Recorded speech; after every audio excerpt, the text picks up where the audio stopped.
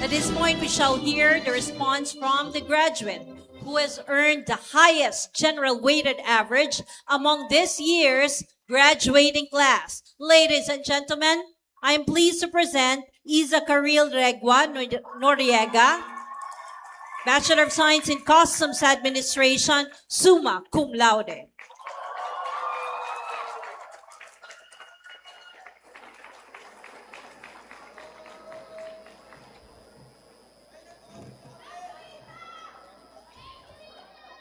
Good afternoon to our President, Dr. Jose Paulo E. Campos, our Chairman of the Board, Mrs. Maria Soledad Diaz de Leon, our Vice President for Academic Affairs, Dr. Ellen S. Ensalak, our Vice President for Administration, Dr. Lorenzo C. Lorenzo,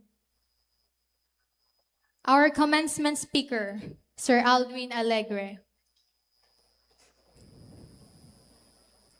the Board of Trustees and Directors, our esteemed administrators, school deans, professors, program heads, and Sir Arlie, to beloved parents and guardians, and most especially my fellow graduates, good afternoon. Every graduate has a story that brought us here. Before I speak about the journey we share, allow me to begin with mine. I still remember the summer of 2022 when I left my home in Ilocos Sur, traveling to a city unfamiliar to me, carrying nothing but dreams and uncertainty. Raised by my grandparents, leaving my province was one of the hardest decisions I had to take. I left with a heavy heart, knowing that in pursuing my dreams, I also had to leave behind the people who first taught me how to dream. Living in Manila taught me many things. I learned how to communicate on my own, solve problems on my own, and face challenges without having my family beside me. But no matter how much I learned to become independent, there were still days when all I wanted was to go home. Every time someone from our province came to Manila, my grandparents would send a box for me. Inside were freshly picked vegetables from our backyard, tilapia, rice, and sometimes even the food packs or ayuda they had received from the local government. Whenever I opened one, I couldn't help but picture my grandparents walking through our backyard, carefully picking vegetables, one by one, while saying, "Para may makain ang apo natin sa Manila." The boxes were never large, and there was nothing expensive inside them. Just vegetables, rice, fish, and a few simple things from home. Yet, each one carried a small piece of the life they lived back in our province. The same love reached me in other ways too. Almost every day, they would call me through Facebook Messenger, always asking the same question. Nangan kan? Or in Tagalog, kumain ka na ba? Back then, I used to smile because they never seemed to get tired of asking. Now I realize they weren't really asking if I had eaten. They were asking if I was okay. Whenever I got sick, they somehow knew before I could even explain how I was feeling. They would remind me what medicine to take, what food to eat, and tell me to get enough rest, as if the distance between Ilocos Sur and Manila had never existed. Then came a phone call that I will never forget. I told my grandparents that the allowance I had relied on for the first 2 years of college had already come to an end. I tried to reassure them that I would find a job so I could continue my studies. A few days later, they sent me money. I was surprised by the amount, so I immediately called my mamang, my grandmother, and asked why they had to send it to me. She simply said, it was from the lump sum of their pension. For a moment, I didn't know what to say. I knew that money was meant for them. They were getting older. They had their own needs. They could have keep it or use it to make their own lives a little easier. But without hesitation, they chose to send it to me instead. That phone call has stayed with me ever since. It was at the moment that I realized my grandparents had never been giving me what they had left. They were giving me what they had. As I look back on those moments, I know my story is only one among many. The faces may be different, but I believe many of us carry the same kind of story. Maybe it wasn't your grandparents. Maybe it was your parents who worked long hours and did everything they could, even borrowing money just to pay your tuition.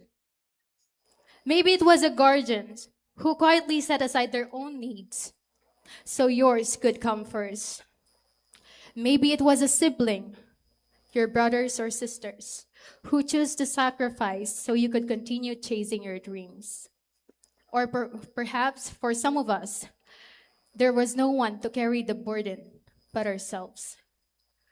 To every working student, to every graduate who balanced school with work, who silently fought battles no one else knew about, this moment belongs to you too. Whatever your story may be, none of us arrive here without sacrifice. Some sacrifices were made by the people who love us. Others were made by the very person wearing the toga today. And after everything we have gone through, I hope we remember that this day is not only about the achievement we hold in our hands, but also about the journey that brought us here. Because one day, these medals will be placed inside a drawer or hung on our walls with our diplomas. The celebrations will eventually become memories. But what will remain are the people who stood beside us, that sacrifices and carried us, and the lessons that shape who we become. And now, as we stand at this moment we once only dream of, I want to take this opportunity to honor the people who helped us get here. To our parents, guardians, and loved ones, thank you for every sacrifice, every silent prayer, and every act of love that carried us through this journey.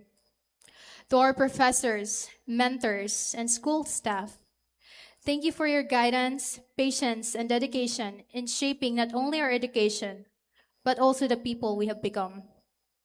To our friends and classmates, thank you for becoming our support system, for making these 4 years brighter, and for creating memories we will carry with us beyond this campus. Allow me to give special thanks to those who have been part of my own journey too.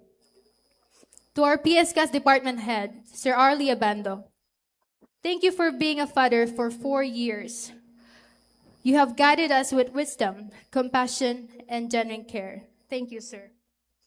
To my family, relatives, and my boyfriend, and the people who supported me along the way, thank you for your kindness, generosity, and for helping me continue this journey. I would also like to recognize my special friends, J. Lord, Risa, Rika, Nina, Pam, Angela, Ferlene, Annalyn, Joshua, Pat, and Ate Gentle. Thank you for becoming my family away from home and for making these 4 years unforgettable. At last, I would like to give a special tribute to the two people who first taught me how to dream, my mamang and papang. At 77 and 78 years old, they traveled all the way from Ilocos Sur, and it took them this long to witness a college graduation. Mamang and papang, thank you for giving me a life rooted in love, humility, and faith. If there is anyone who deserves this applause as much as I do, it belongs to you. And to Emilio Aguinaldo College, Manila, thank you for opening doors to your scholarships, your guidance, and opportunities that shape not only our education, but also our character. Class of 2026, as we step into the next chapter of our lives, may we never forget the people and sacrifices that brought us here. May we continue to dream, not only for ourselves, but also for the people who believe in us before we even believe in ourselves. Again, this is Isa Karil Noriega. Congratulations, class of 2026.